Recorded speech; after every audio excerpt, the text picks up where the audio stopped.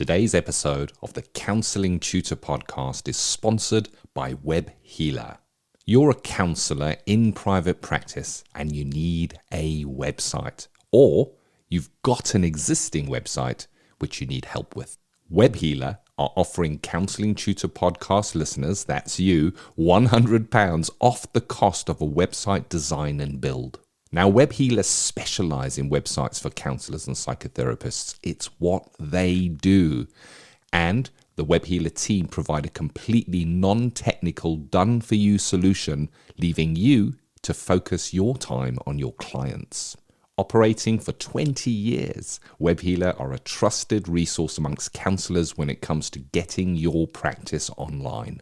So get the package details and claim your £100 off coupon for your new website by going to counsellingtutor.com/website. That's counsellingtutor.com/website. Welcome to the Counselling Tutor Podcast, the must-listen-to podcast for students of counselling and psychotherapy. Here are your hosts, Rory Lees-Oakes and Ken Kelly. Hi, I'm Rory, and with me, as always, is Ken. How you doing, Ken? I'm good. I'm really good. Thank you for asking, Rory. I hope you're well too, Rory. And both Rory and I hope that you are well listening to this. You've joined us for the Counselling Tutor Podcast. We're at episode 254, where we're going to be delving into 3 different topics today, starting off with closing a therapy session. And that, of course, goes into our theory to practice section of our podcast, where we look at how theory applies itself in real life counselling. And then in practice today, where we look at contemporary challenges, issues, things that are of this moment in counselling. We speak about counselling somebody that may have a celebrity status, somebody that is maybe recognisable, maybe in mainstream media, maybe from a film or something like that. And then in Practice Matters, that's the CPD part of today's podcast.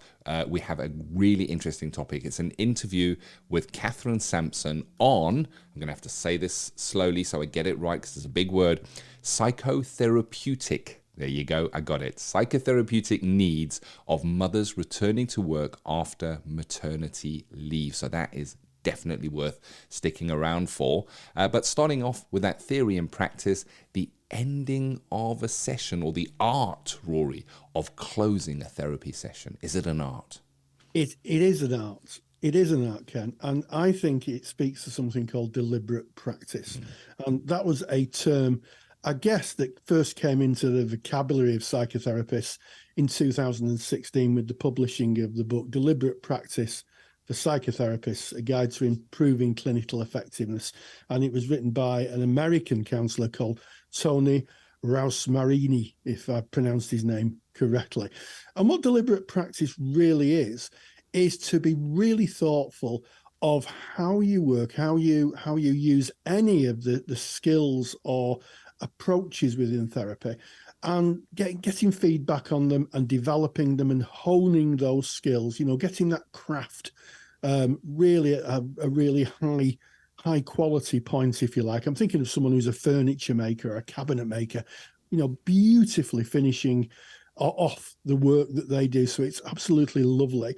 And, closing a counselling skills session, as we both know, Ken, certainly for students can be tricky. There's a lot of pitfalls.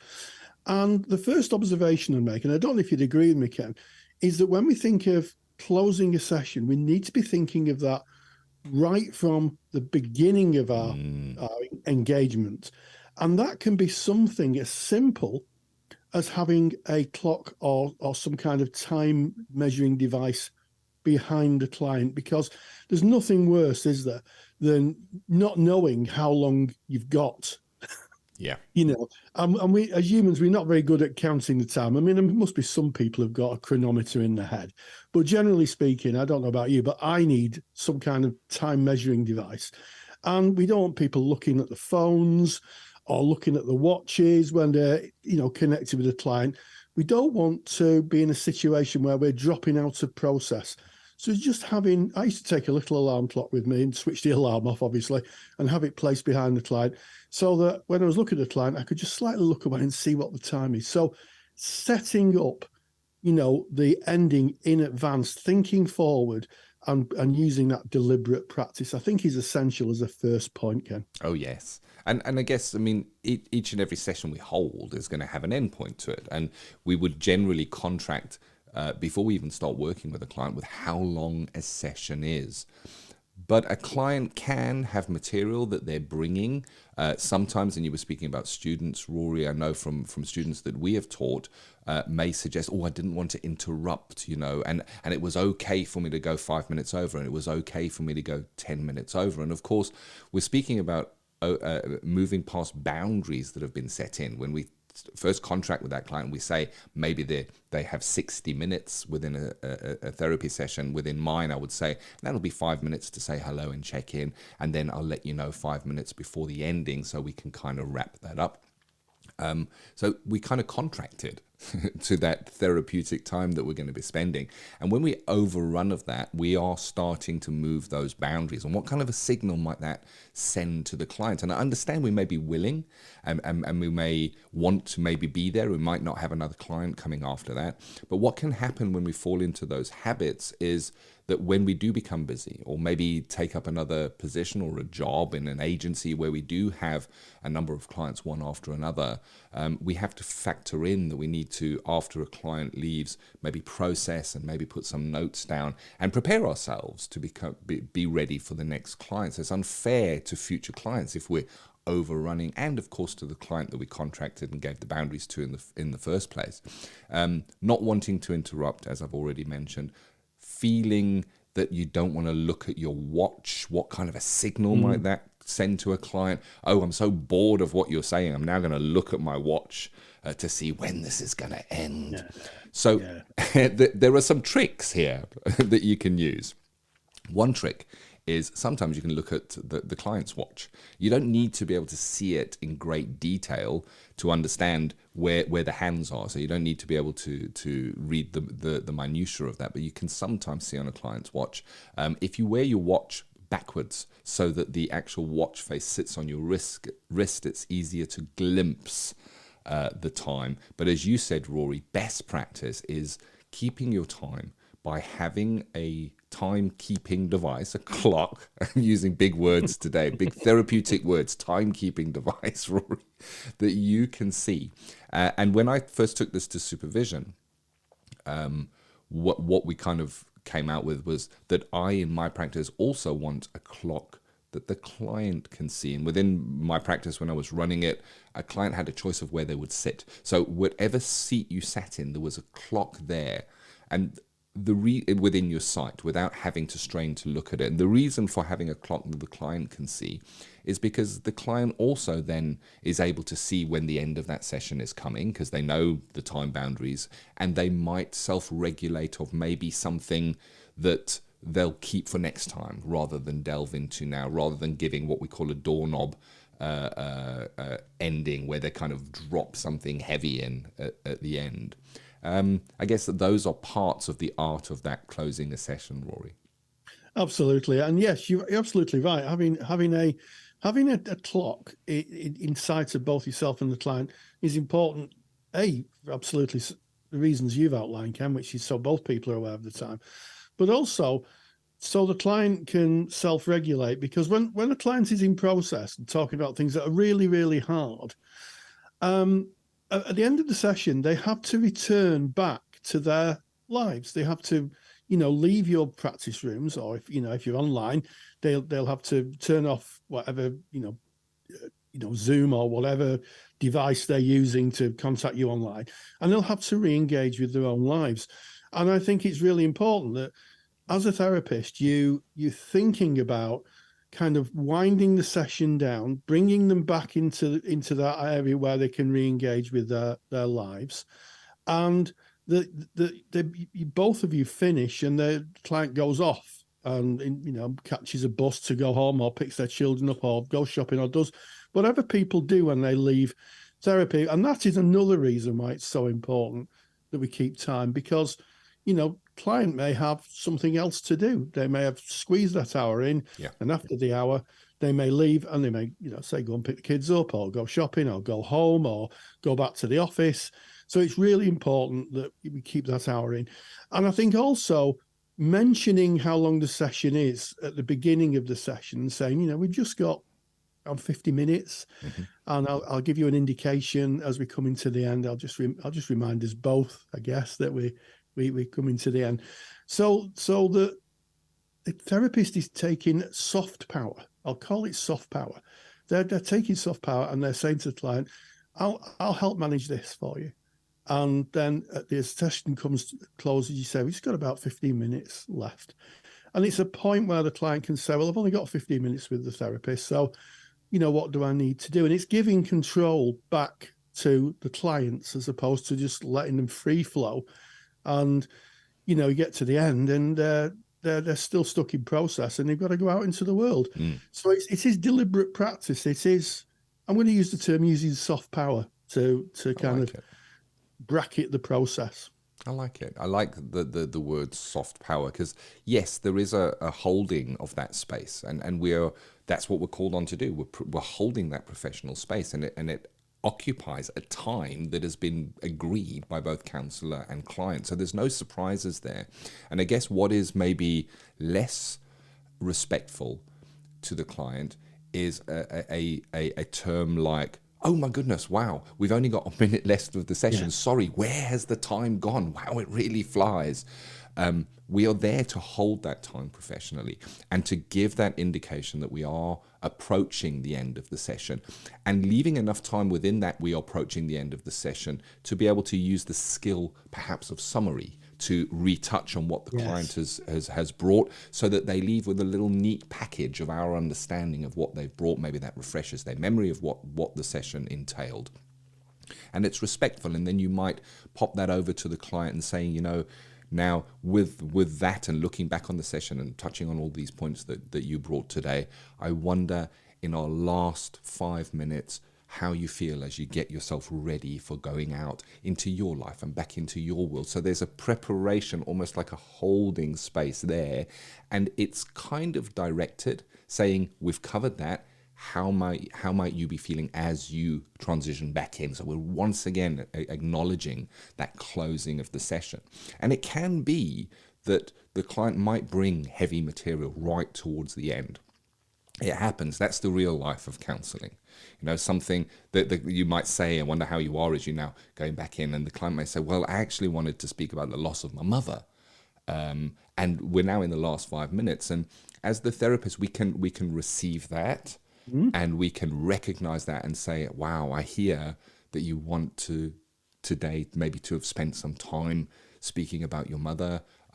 I recognize that there's probably a lot to go into there, and with only 5 minutes left, I wonder if that would be okay for you to bring that next time. If you choose to bring that, we can really look into it. So there's a way of kind of signposting and recognizing if there is heavy material towards the end of the session, that it's not going to be ignored and, oh, sorry, time up, thank you, next.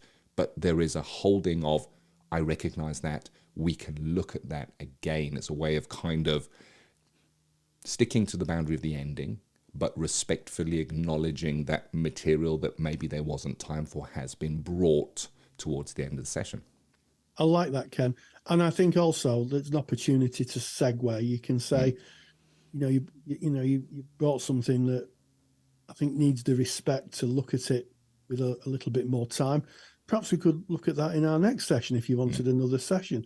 And then, the client could say yes. And then when you start the next session up, if you've said that, if you both agreed it's to be inspected and looked at, you might start the next session by saying, I'm aware that at the end of the last session, you talked about, the death of your mother. And I just wondered if that was something you wanted to speak about. It's up to you. And the client can say yes or no. And I think that's useful. And I think one of the things that, Ken and myself have observed, which is a bit of a rookie error, is that over helpful counsellor who comes to the end of a session, really wants to help, really putting heart and soul into the session and says, is there anything else? Yeah. Is there anything else you want to talk about? And I can remember observing a counselling session, counselling skills session as a tutor. Wonderful, absolutely wonderful. Came to the end. just closing on time. I thought, this is going to be great. And the person who was in the role of helper, counsellor, said, is there anything else that you need I can help you with? And the person went off on another tangent, and the student looked at me and said, well, what do I do now? Yeah. And I said, well, what would you do? And it was a really good learning opportunity. I think sometimes if you're in a helping profession, you want to help.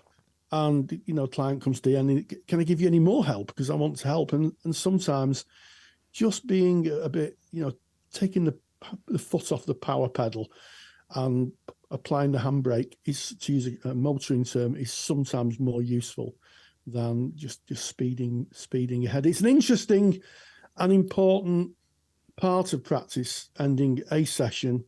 And I think it does fall under deliberate practice, Ken, strategizing, thinking about it before you engage with the clients. Definitely. And I think part of that deliberate practice and looking at the art, and I love the word you've chosen, the art of closing a session, Rory, is to recognize that there may sometimes be high emotion within the client. The client may have brought material that is heavy, and they may be emotionally distraught. They may feel worse than when they come in the first place. So having that ending time, those 15 minutes, those 10 minutes, whatever you decide within your practice, that's time where you might work on how that person might deal with that outside of the therapy room until we next meet. It might be a time where you might need to make a referral if something has come up. The ending is a really important part of the session, and it can take on many different flavors. I think of songs as an example. Some songs play and then they just stop, some fade out, some of them will go back into recurring verses. There's different ways of doing it, and you need to find what's right for your practice, but also recognize what is right for the client, the idiosyncrasy of the clients that will sit in front of you. They're all going to be different and react differently to the endings. Deliberate practice, I think, is the big word, Rory. Yeah, that's definitely the takeaway. And deliberate practice means practicing, honing. Yeah. If you're a student, it's about getting feedback. I've always said feedback's the breakfast of champions, and getting feedback. And also, if you're a qualified practitioner, or if you're a student and you're in your placement, take endings as a topic to supervision. Yes. Explore and examine how you're ending. I know some people take recordings in. It sometimes happens, but I think it's important to focus on those skills. And I like how you've mentioned bringing in other skills. So summarizing, use of questions, silence. All very, very important when we're bringing things to an end and getting the client ready to re-engage with the life outside therapy. Really important. It is. And as we come to the end of this topic, see what I did there, Rory? You did. It's pretty good, Ken.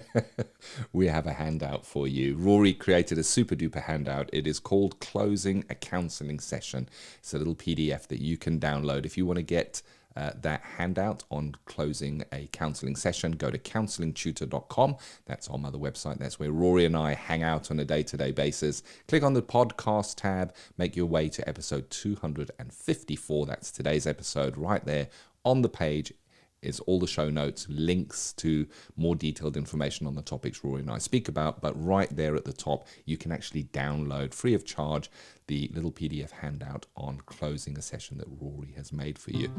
Theory to Practice is proudly sponsored by CounsellingSkillsAcademy.com. I'm Ken Kelly, and I've got a real burning passion for counselling skills. I've built training that takes the doubt out of using counselling skills. You get to see the counselling skills used in real live sessions by a qualified therapist. Full sessions, real material, real counselling skills. To find out more, go to CounsellingSkillsAcademy.com. And we now go into our practice today, Rory, where we look at something we may face in this world of counselling. And today you've chosen the topic, I think, from our Facebook group on counselling celebrities. Indeed, it's interesting. We have a Facebook group, and if you don't know about our Facebook group, go to Facebook, type in Counselling Tutor, We're a closed group, but knock on the door, we'll let you in. And you can join thousands and thousands of like-minded people all talking about the world of counselling and psychotherapy. We have students, we have qualified colleagues, we have supervisors, we have tutors, and they all talk about different topics, very important topics within our world of counselling and psychotherapy. And over the years, I have to say, I picked up themes where someone might say, "I wonder what I'd do if I was counselling X, somebody who's in the public eye." And when we're talking about celebrity, we're talking about people in the public eye. And it struck me the other day that we have more people in the public eye than probably ever before. When I was younger, we had 2 television stations, a couple of radio stations, a couple of newspapers, no internet, and that was it. There was no social media, nothing. And now, some people on YouTube have more views than some people who are in mainstream TV. And those people are recognizable. I think the term familiar to millions, to use an Oasis album term, is a useful term here, familiar to millions. What happens if you're counselling someone who you seen on the TV or seen on social media?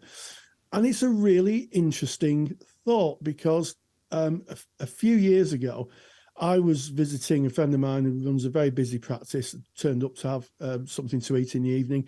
And I was given the time to arrive, and I turned up.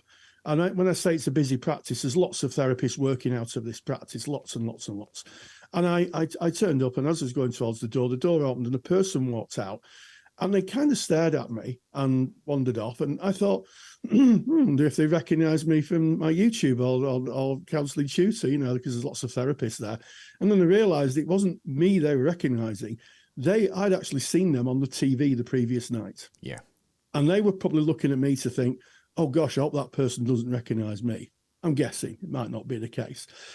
And it is very, very difficult. And it's recently come up in a supervision that someone I'm supervising is supervising a celebrity. And one of the things we had to work over was, is there a dual relationship going on? Yeah. Because we don't counsel people we know for a very, very good reason, because we're invested in them.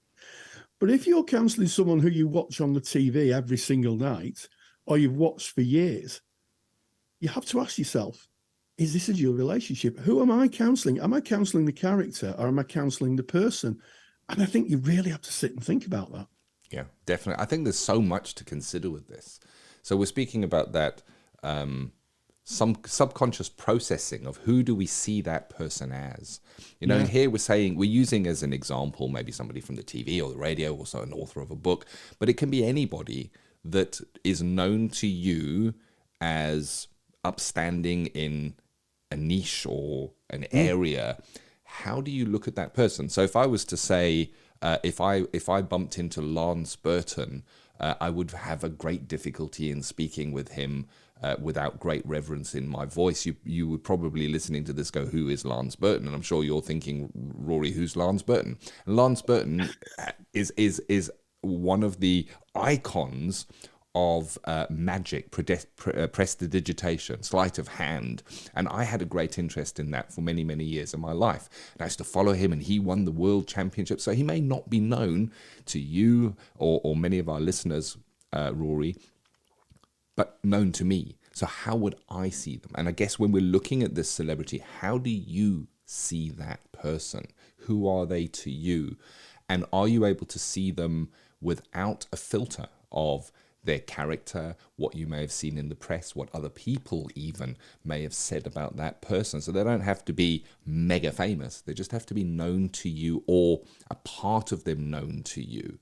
And I think that's really, really interesting. And then if the person is recognized by recognizable to millions, as you mentioned, Rory, from the Oasis song, then I think there's further considerations if we're working in a practice of how is confidentiality held. If you have somebody that maybe meets the person in the waiting room, would they, guess who was in today? And I'm sure they wouldn't, and they would keep that confidentiality. But Could it be that they would leave the session and walk out to the press being outside, that the information has been leaked out of where they are?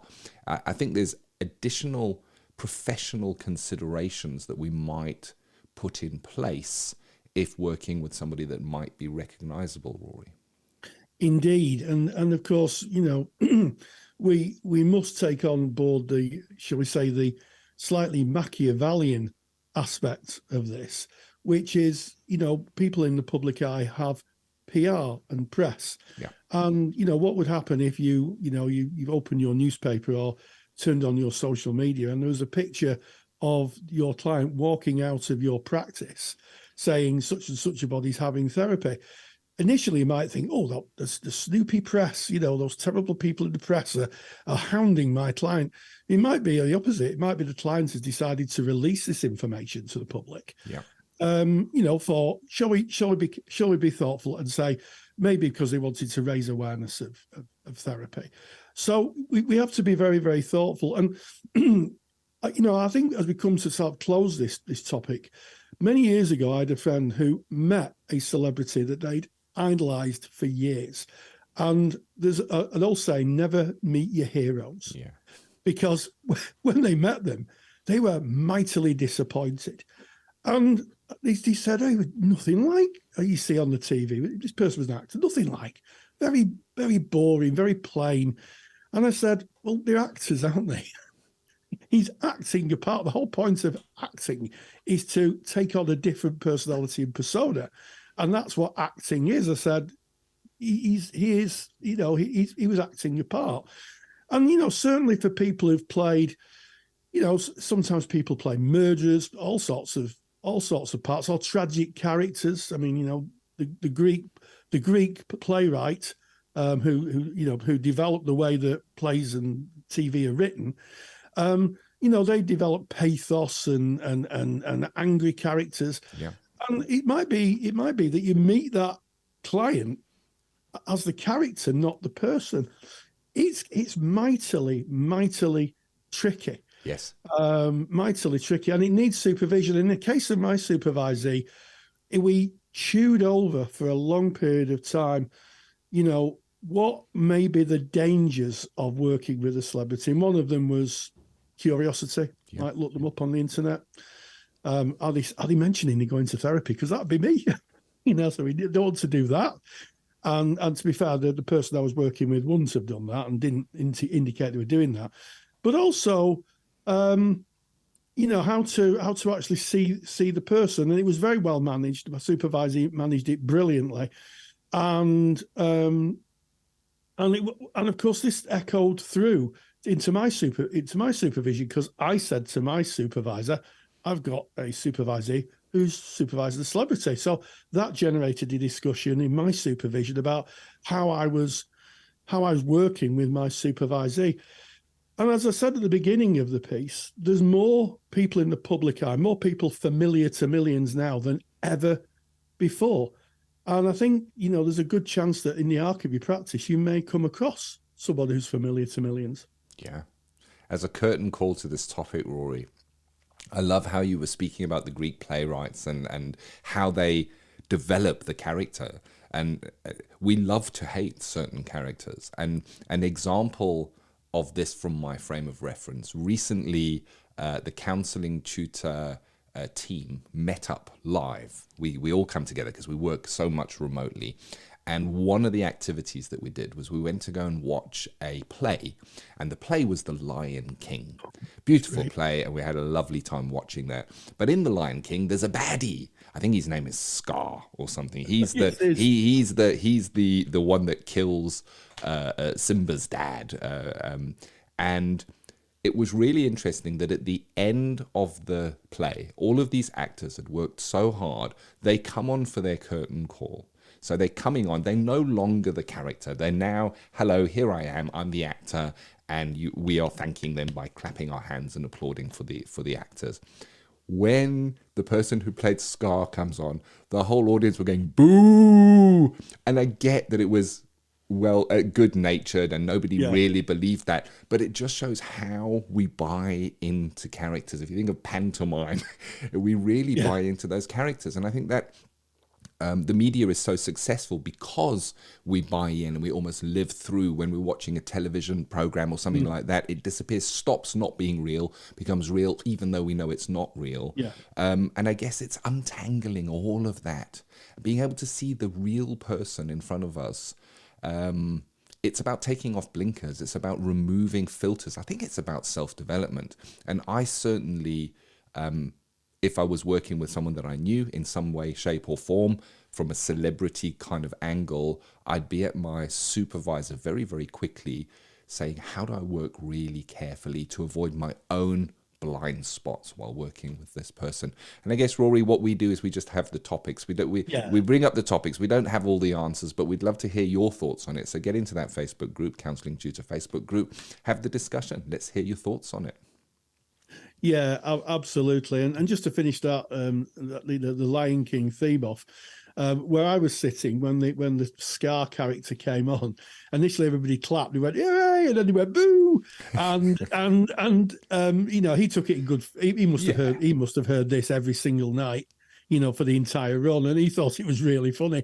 But it just goes to prove, doesn't it, how even in such a short duration of time, being introduced to a character can incite feelings so strong that at the end we forget that the people are just actors, they're players on the stage, and we invest ourselves in the characters. And I think if I want to get people to take away anything, it's to de-invest yourself of who you believe that person is, and actually be curious as you would with any other client and discover who that person is. Thank you. Great topic. Thank you, Rory. That is our practice today. We now move into Practice Matters, the CPD section of the Counselling Tutor Podcast. And Rory, you met up with Catherine Samson. Psychotherapeutic needs of mothers returning to work after maternity leave. Yes, absolutely. And, this is a very important part of, I guess, of our society. Women have children, and then they some of them choose to go back to work, and as such, there can be specific needs that mothers of children find quite tricky, that they need support with. And I spoke with Catherine Samson, and she outlined the psychotherapeutic needs, and specifically on what we need to think about. And this is what she had to say. Practice Matters. The National Counselling Society is proud to sponsor Practice Matters. National Counselling Society are really excited to have launched their Children and Young People Therapist Register for counsellors working with the younger age group. To find out more, visit nationalcounselingsociety.org. nationalcounselingsociety.org. And we welcome Catherine Samson, who is doing some research on the psychotherapeutic needs of mothers returning to work after maternity leave. Kathy, welcome. Thank you, Rory. Good to be with you.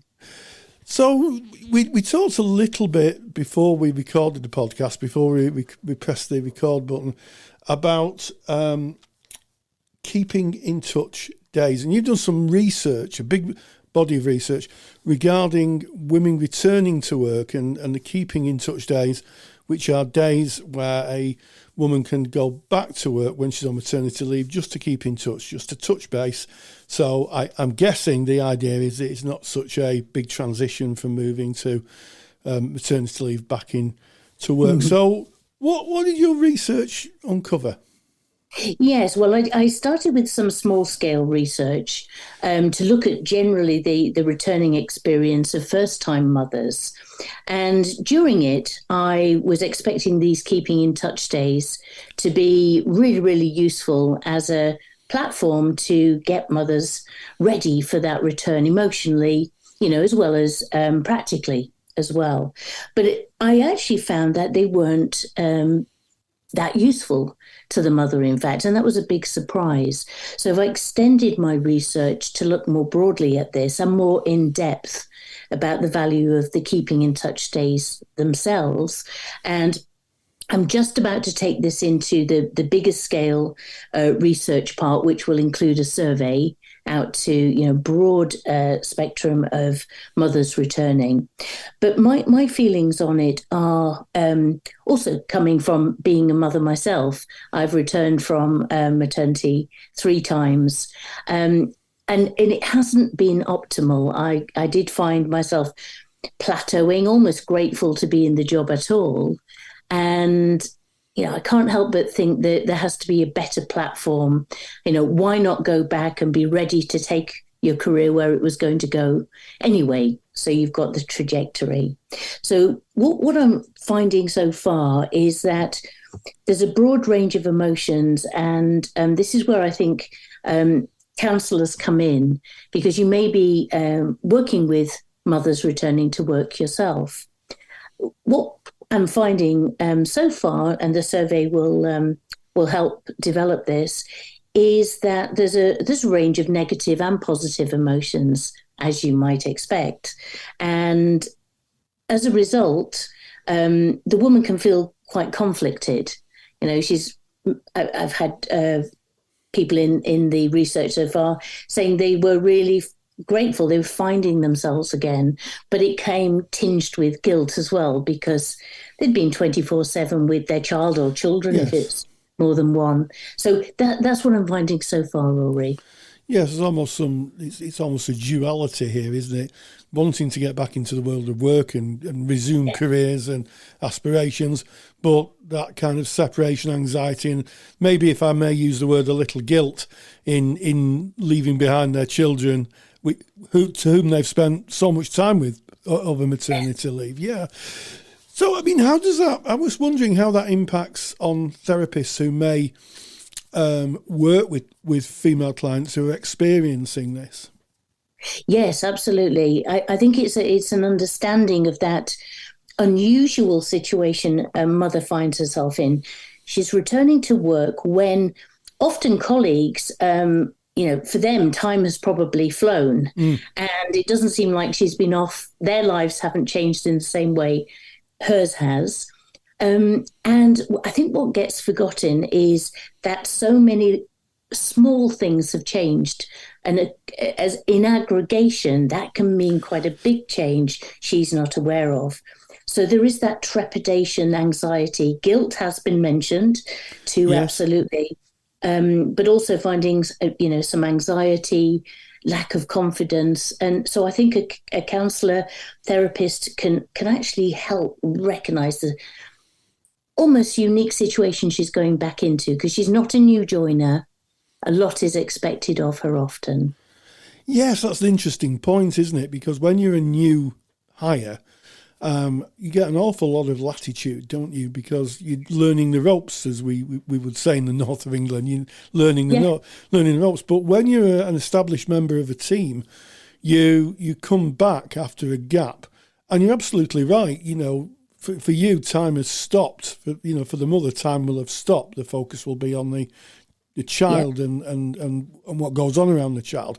But businesses move at such a rapid pace now that it must feel almost like starting again when a woman goes back. However, I'm guessing that the latitude of, they're a new starter isn't there.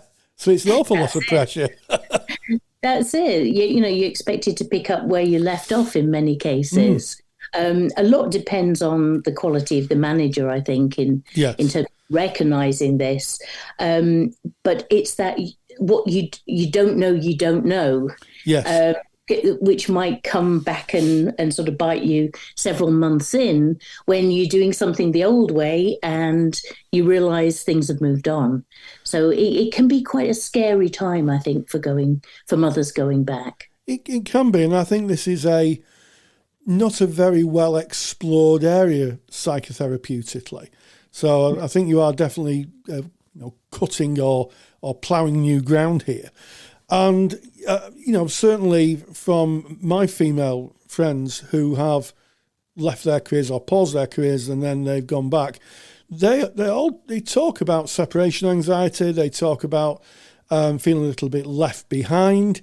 when they come back to work, and also of course they're coming back to work as certainly for new mothers and employees, and that's a different dynamic again, isn't it? It is the taking on of new roles. And, if you think about the skill set a mother has developed when she goes back, probably her time management skills are better. She's better at juggling. She's got all those separate roles. And that is a great asset to a company if they know how to leverage it well as well. But yeah, she's going back almost not quite a different person, but with a very different set of experiences than when she left. Yes, absolutely. I'm curious. I'm going to ask you what do you hope that your research, your wider research, you've already done a pilot research, if we can use that term, yes. your wider research will uncover, and what do you hope it will influence?